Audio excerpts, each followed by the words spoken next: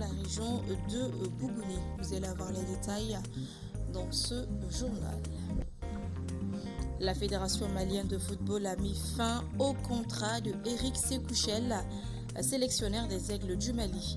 Pourquoi donc cette décision? Vous allez avoir les réponses dans ce journal. Les marchés de Bamako sont abondamment remplis de moutons, mais les clients crient au scandale face au prix très élevé de cet animal recommandé pour la fête de Tabaski. Voilà donc pour les sommaires.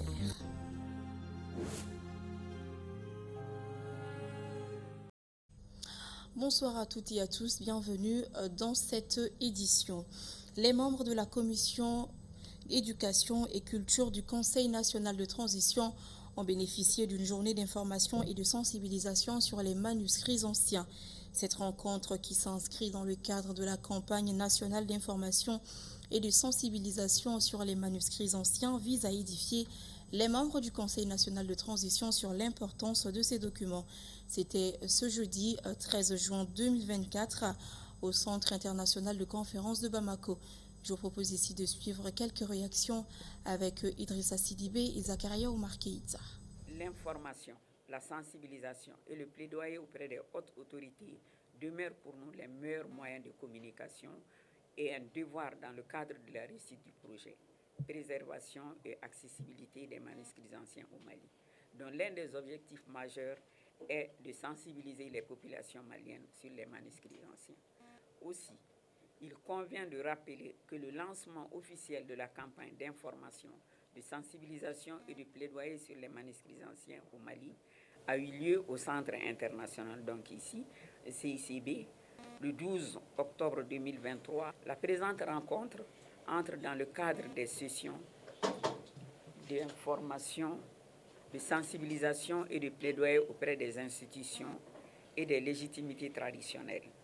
Elle permettra aux membres du Conseil national que vous êtes de vous imprégner de ces documents, des savoirs qui les regorgent et surtout les défis qui se posent pour leur conservation et leur pérennisation. Pour rappel, le 12 octobre 2023, le chef du bureau de l'UNESCO annonçait au lancement de la campagne de l'information et de sensibilisation sur les manuscrits anciens du Mali que l'une des activités majeures de cette campagne impliquera 4 institutions de la République du Mali, dont le Conseil national de la transition. En tant qu'organisation au service des États membres de l'UNESCO, par cette démarche, à la rencontre des institutions et décideurs, vise à instaurer un cadre d'échange entre votre institution et les acteurs principaux de sauvegarde, de valorisation et de promotion des manuscrits anciens. Le TACT est un signal fort pour la protection de nos sites culturels et la conservation de nos manuscrits anciens, qui représente aujourd'hui un immense trésor pour notre patrimoine culturel national, menacé par des attaques terroristes et la destruction de nos biens culturels, ayant fait la fierté du Mali sur l'échiquier mondial. C'est pourquoi notre institution, à travers ma voix, se réjouit de l'organisation de cette session significative, une bonne journée d'information, de sensibilisation, d'échange, afin de pouvoir formuler des recommandations pour qu'on puisse davantage prendre soin de ces précieux manuscrits anciens du Mali. La deuxième édition de la semaine du numérique est prévue du 25 au 27 juin 2024. L'information a été donnée ce vendredi 14 juin 2024 par le ministre de la Communication, de l'économie numérique et de la modernisation de l'administration lors de la conférence de presse de lancement de la semaine. Placée sous le thème « L'éthique comme facteur de résilience face à la crise multiforme dans le Sahel, opportunités et défis », cette rencontre des acteurs du domaine vise à assurer la souveraineté numérique du Mali. Le compte-rendu est signé Bakary M. Sidibé, Montala Ouattara. Aujourd'hui, l'Internet s'est démocratisé et est devenu un outil non seulement de communication pour l'administration publique, le secteur privé et la société civile, mais aussi de production à forte valeur ajoutée pour l'économie nationale et mondiale. Conscient de ses apports, le département en charge de l'économie numérique organise chaque année la semaine du numérique pour mettre en place un cadre d'échange permanent entre les acteurs du domaine afin de favoriser la compétitivité, la créativité et l'exposition du savoir-faire malien dans le domaine des TIC.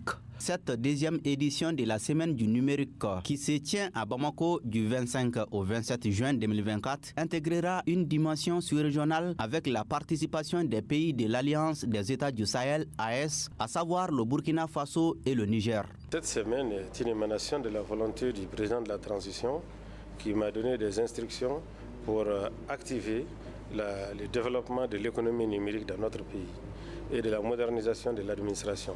C'est en cela que nous avons institué cette semaine. Et cette semaine, comme vous le voyez, elle répond aux nécessités de la construction de la Confédération des États du Sahel. C'est en cela que nous avons convié les frères du Niger et du Burkina.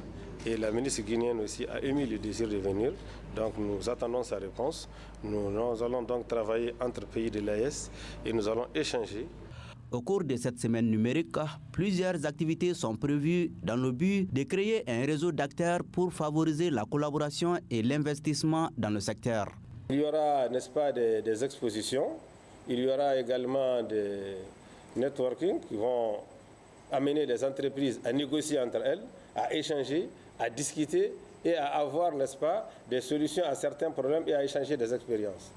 Il y aura le programme B2B, Business to Business, qui va permettre à des entreprises de faire du commerce ou du business avec d'autres afin de trouver des solutions pour des fournisseurs éventuels. L'hivernage s'annonce et comme à chaque année, on assiste à des drames sur les sites d'orpaillage. Le week-end dernier, dans la région de Bougouni, le site d'orpaillage de Faranida s'est effondré et a fait au moins une vingtaine de morts. Le point avec Amadou Diar. En effet, malheureusement, l'hivernage s'installe avec les drames sur les sites d'orpaillage. On déplore une vingtaine de personnes mortes dans l'effondrement d'un site d'orpaillage le samedi 8 juin dernier à Faranida dans la région de Bougouni. 21 corps sans vie ont été exhumés et d'autres pourraient être toujours coincés dans les décombres. Selon les sources concordantes, l'éboulement est survenu dans la nuit de samedi 8 à dimanche 9 juin. Les victimes sont très jeunes, entre 15 et 20 ans. Les sites d'orpaillage sont régulièrement le théâtre d'éboulements meurtriers, l'activité étant dangereuse et les autorités peinant à contrôler l'exploitation artisanale du métal jaune. Plus de 70 personnes ont été tuées dans l'effondrement le 19 janvier dernier d'une galerie sur un site d'orpaillage dans la zone de Kankaba. Par ailleurs, 30 personnes ont bénéficié de 6 mois d'abonnement gratuit à partir de leur formule précédente de Canal+. Ce geste rentre dans le cadre de la tombola secrète de Canal+, qui a débuté depuis le 1er juin 2024. Et la remise symbolique des cadeaux des gagnants s'est tenue ce vendredi 14 juin dans les locaux de Canal+. Le compte-rendu est signé Lassine Jakiti. Initié par Canal+ pour remercier et fidéliser ses clients à cette veille des vacances, cette tombola secrète vise à offrir chaque jour 6 mois d'abonnement gratuit à 3 personnes à partir de la formule précédente. Et les abonnements des 30 premiers gagnants de cette tombola s'activeront dès le samedi 15 juin. Ils gagnent 6 mois d'abonnement gratuit à leur ancienne formule. Donc si c'était des abonnés tout canal, si c'était des abonnés Access, ils gagnent 6 mois d'abonnement à leur dernière formule, 6 mois gratuitement. Donc aujourd'hui, on s'est retrouvés dans nos locaux pour faire la première remise. Pour les 10 premiers jours, on a eu 30 gagnants, donc ce qui est 3 gagnants par jour. Donc ce qu'on a à dire aux gens, c'est de se réabonner. On a une tombola en cours, on a des promos en cours, on a un ODD, on a un booster. Le décodeur, il est à 5 000 aujourd'hui. Dès que tu te réabonnes du 1er jusqu'au 30 également, tu gagnes 30 jours à la formule tout canal. Très content d'avoir bénéficié de cette générosité, les gagnants ont remercié Canal+ pour l'initiative. Il invite d'autres clients à s'abonner avant la fin de la tombola. Débutée depuis le 1er juin 2024, la tombola secrète du Canal+ s'achève le 30 juin. En plus de ces 30 lauréats, 60 autres gagnants seront connus d'ici la fin du mois. Des gagnants, on en a également recensé chez Sania Industries. L'entreprise a procédé au tirage au sort de la 2e édition de la grande tombola Tabaski. L'objectif de cette tombola est d'aider sa fidèle clientèle à mieux fêter l'Aïd el-Kébira. Les gagnants ont eu comme cadeau des moutons, des basins et de nombreux produits Sania. La cérémonie s'est tenue ce jeudi dans les locaux de Sania Industrie et c'est un compte rendu signé Adam Tangara, Montalawata. Promouvoir ses produits et devenir plus proche de sa clientèle en partageant de bons moments avec eux, tel est l'objectif visé par Sania Industrie à travers l'organisation de la grande tombola Tabaski.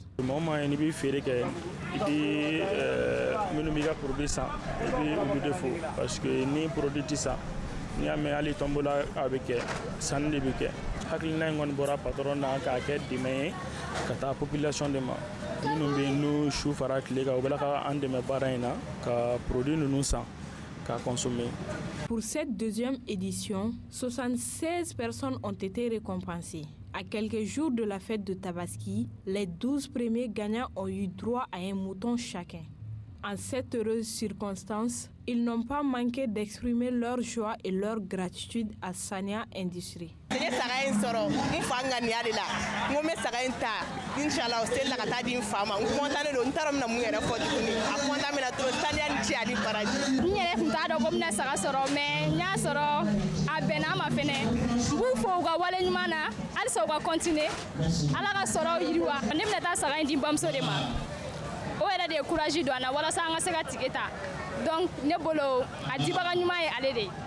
En plus des participants à la tombola, Sania Industrie a également offert un mouton à des organes de presse partenaires, parmi lesquels Renouveau TV. Les moutons, justement, sont dans tout Bamako à quelques jours de la fête de Tabaski. Mais malheureusement, les acheteurs ne se bousculent pas en raison de la crise financière et du prix jugé trop élevé. Gabriel Keita est allé faire le constat dans les marchés. Voici son reportage. À moins d'une semaine de l'Aïd el-Kébir ou encore fête de Tabaski, les marchés de bétail ne sont pas encore très fréquentés. En plus des parcs de bétail, les places publiques, les artères principales et les rues sont prises d'assaut par les jeunes vendeurs de bétail. Mais pour trouver le bélier de leur choix à un prix abordable, certains clients font le tour de plusieurs parcs à bétail. C'est le cas de Drissa Traoré qui est à son 3e point de vente.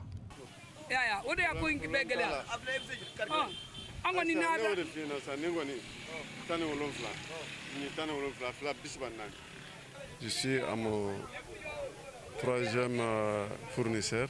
Ça va de 100 000 jusqu'à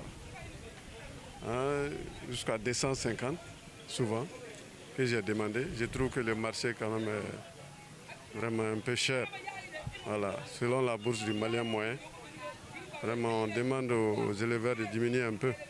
Contrairement à lui, Foussine Diawara et Lamine Marigo ont pu se procurer un mouton au Grabal de Faladje, mais avec certaines difficultés.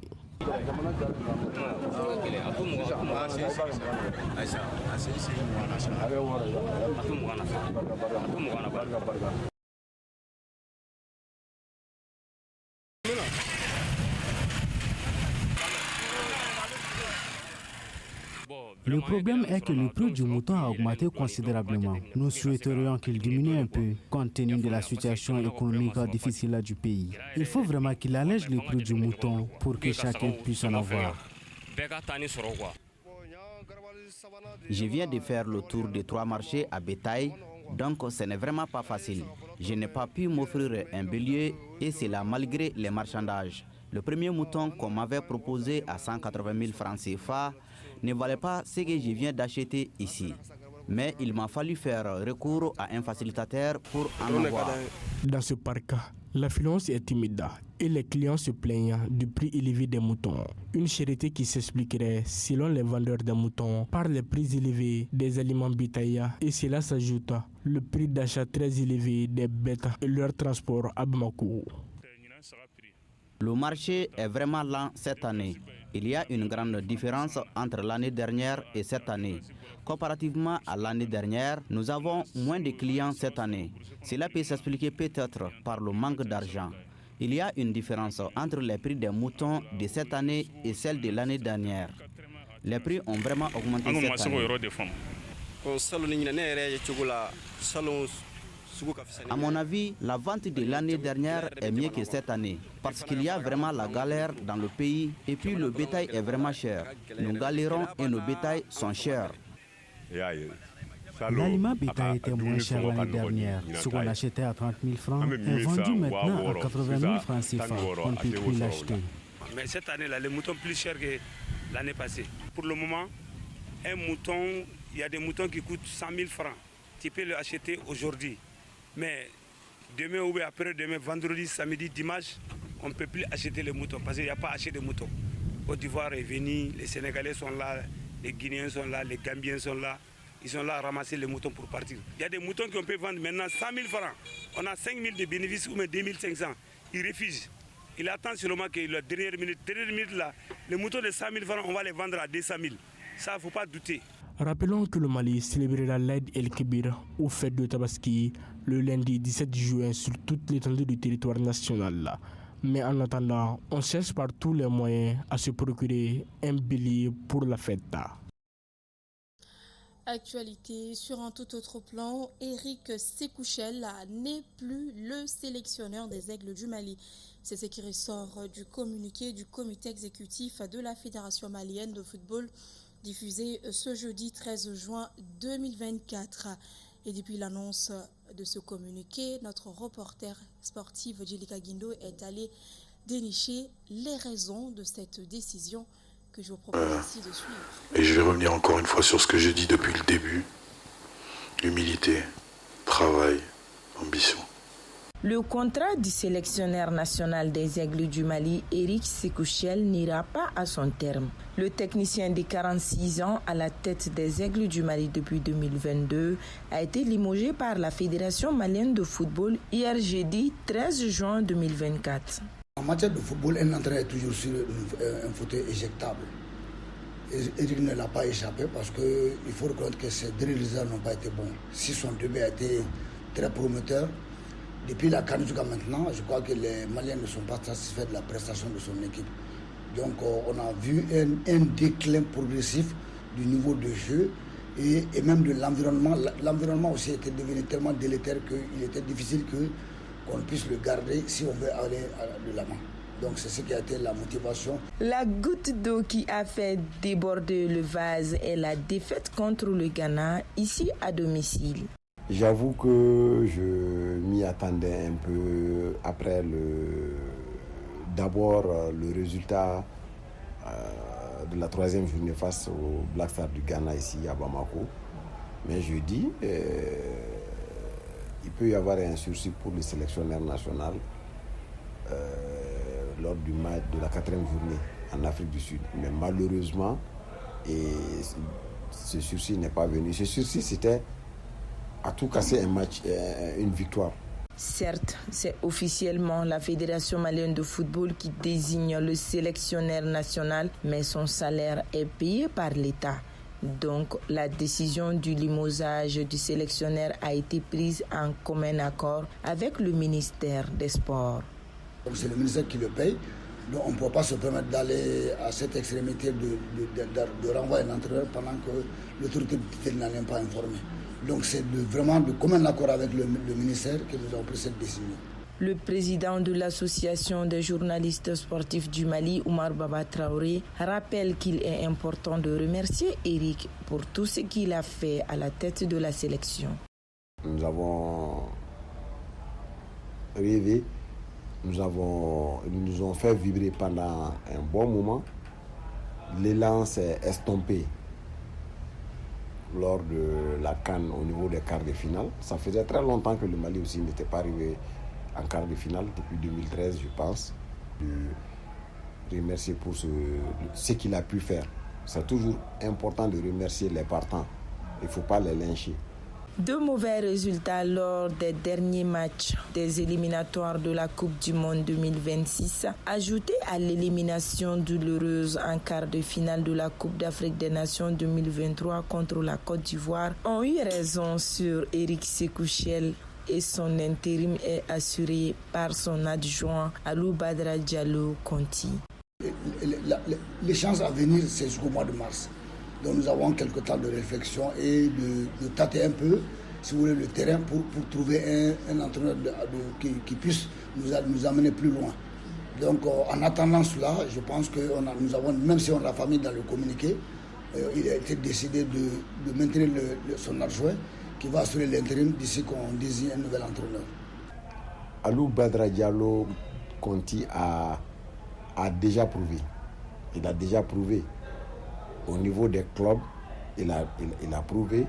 Au niveau de la sélection nationale U23, il a prouvé. Il a montré qu'il a une forte personnalité. C'est très important. C'est un tacticien, mais c'est aussi quelqu'un qui a une forte personnalité. Et en équipe nationale, cela compte beaucoup. Donc, je peux dire qu'Alou Badra Diallo pourra bel et bien relever le défi.